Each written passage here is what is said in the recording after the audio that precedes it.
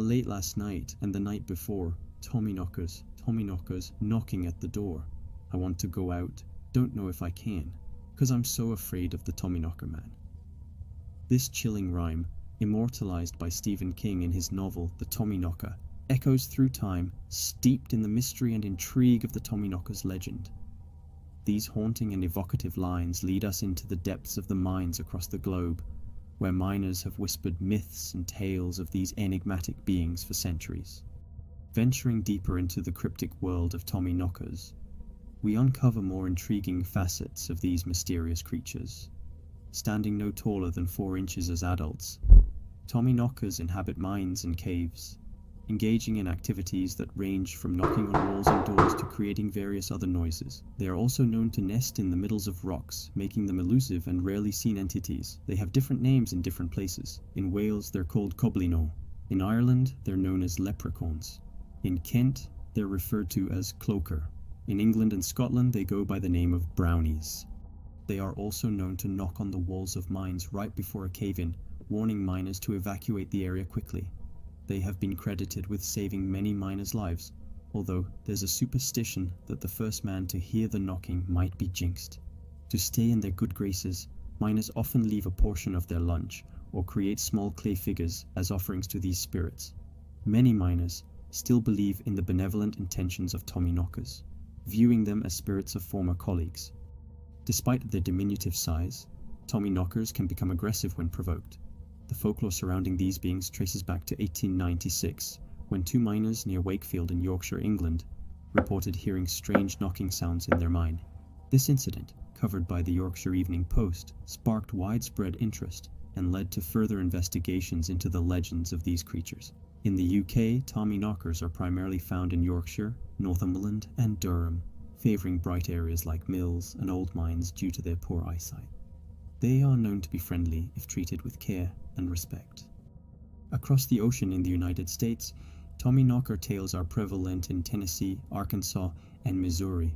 One legend speaks of a miner who survived being trapped in a mine by killing a Tommyknocker with its own claw. Like their UK counterparts, these American Tommyknockers have poor eyesight and can become hostile if they feel threatened. In a notable story from mining folklore, a miner named Eddie experienced the more menacing nature of the Tommyknockers after neglecting to repay a debt to his late friend, Joe. These spirits began to mimic Joe's voice within the mine, persistently reminding Eddie of his unpaid debt. This manifestation included unexplained occurrences, such as flickering lights and missing tools, contributing to a tense and uneasy atmosphere in the mine. This story serves as an example of the beliefs held by miners about the Tommyknockers and their potential for vengeful actions in response to perceived wrongdoings. The earliest reference to these mine spirits dates back to the middle of the 17th century, as noted in a letter by John Lewis in 1656. This document, found in Richard Baxter's book The Certainty of the World of Spirits, published in 1691, mentions subterranean spirits called knockers, described as being about half a yard long and associated with silver and lead mines in Britain.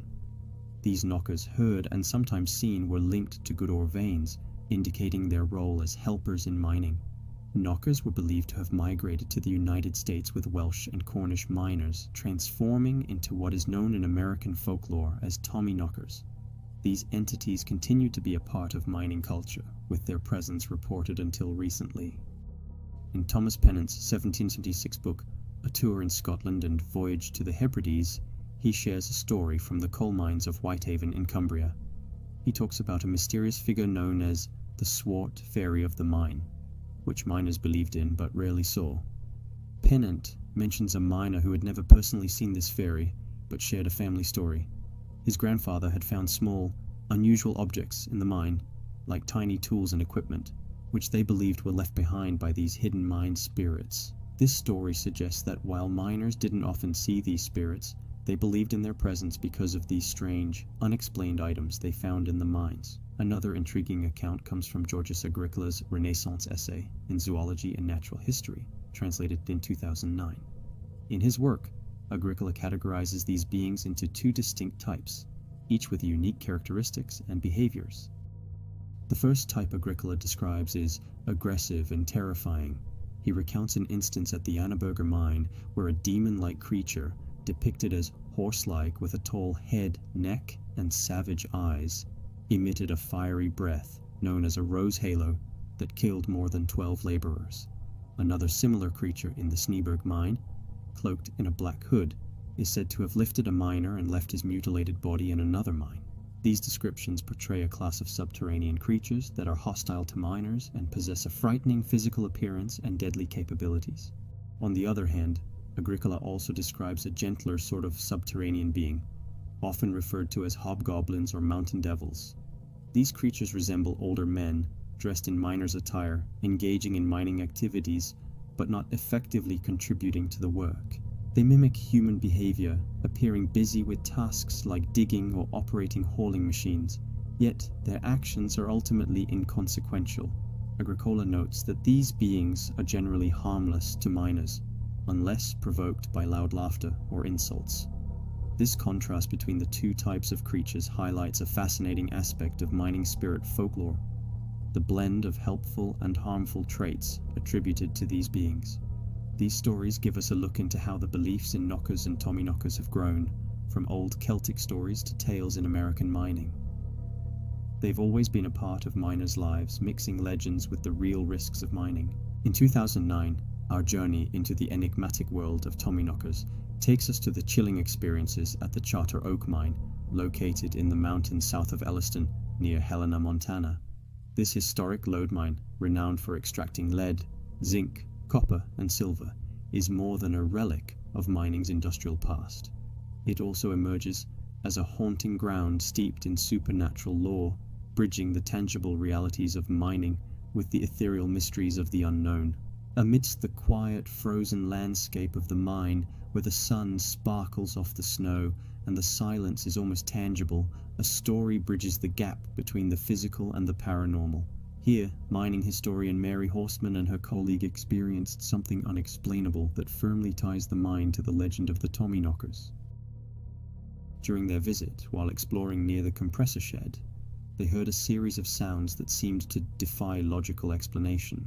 The distinct tap, tap, tapping echoed from inside an adit, reminiscent of a steel hammer striking against a rock. Mary, with her deep mining roots, instinctively whispered "Tommyknocker" upon hearing these sounds. The tapping, however, ceased as soon as they approached, plunging the mine into an eerie silence.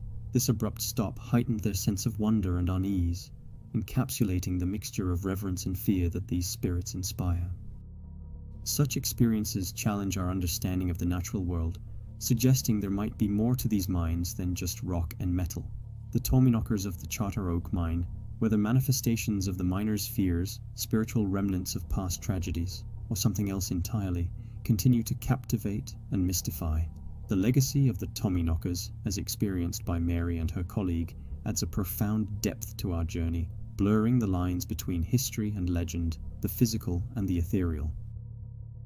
Transitioning from historical tales to a more recent and equally eerie encounter, we venture into a haunted mine near Las Vegas, Nevada. This segment unravels the chilling experience of Xavier Hunter, a 38-year-old ghost hunter who dared to explore the depths of these shadow-laden tunnels. Accompanied by his colleague Katie, and armed with a camera and their fearlessness, they sought to uncover the truth behind the local legends of restless spirits and mysterious occurrences within this mine. As they delved deeper, the atmosphere grew increasingly ominous. The air was filled with the stench of rotting meat and the sounds of unsettling growling. Their tension peaked when they encountered women's clothing inexplicably located deep within the mine, prompting questions about its origin and intensifying their unease. The most startling moment occurred when Xavier thought he saw a ghostly apparition near Katie, prompting an immediate retreat from the mine. However, it was only upon reviewing their footage later that the true extent of their encounter became apparent. The video revealed a shadowy, hooded figure lurking in the darkness. Eerily, as the camera captured its presence, the figure seemed to step back, almost as if trying to evade detection. This encounter had a profound physical effect on Xavier. Coinciding with the appearance of the mysterious figure, he was overcome with nausea and dizziness, leading to vomiting, a reaction he attributed to the evil presence of what he believed to be a Tommyknocker. Xavier's curiosity remains undiminished despite the harrowing experience and the unsettling footage. Driven to uncover more evidence and possibly re-encounter these mysterious entities, he plans to return to the mine, delving further into the enigma of the Tommyknockers.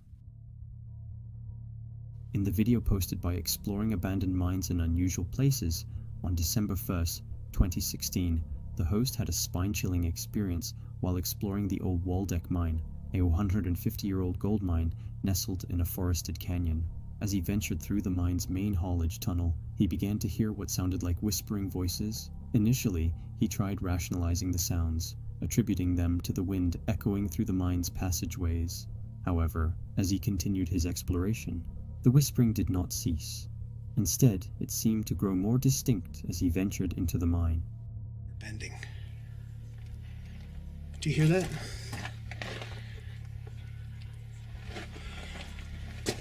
Sounds like, what, is that wind?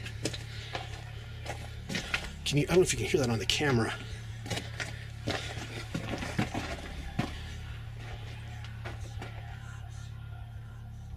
Do you hear that?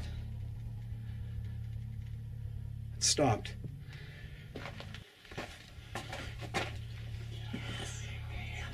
Wow. I don't know what that is. That doesn't sound like wind, but that's crazy. Don't know if that's a bird or I don't know what that is. It almost sounds like snakes, but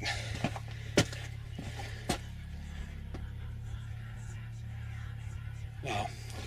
I've heard some weird stuff in mines, but that is definitely creepy. I don't know what that is. So let's get out of here and head back out to the portal. That was weird. That was weird. Despite his attempts to explain it as a natural phenomenon, this persistent whispering noticeably spooked the host.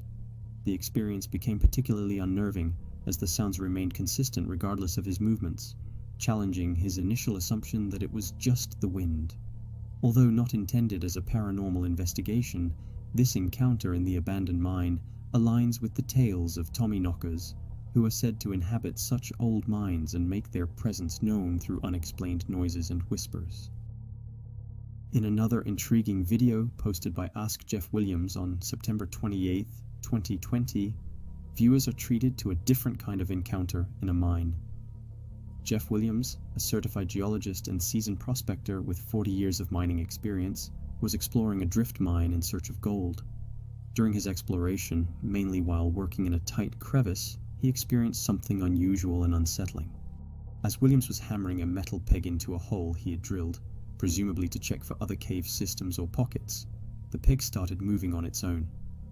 More startlingly, it appeared to be pulled from the other side, an occurrence that Williams found baffling and unnerving. He speculated that it might be a pocket underneath the rock.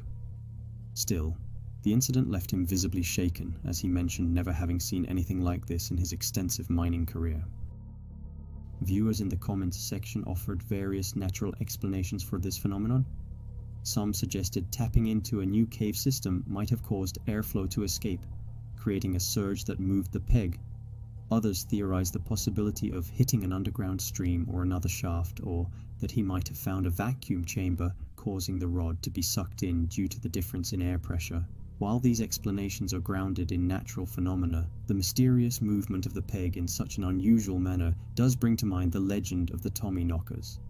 These mythical mine spirits are said to be capable of manipulating objects, creating unexplained sounds, and generally causing odd occurrences that defy straightforward explanations.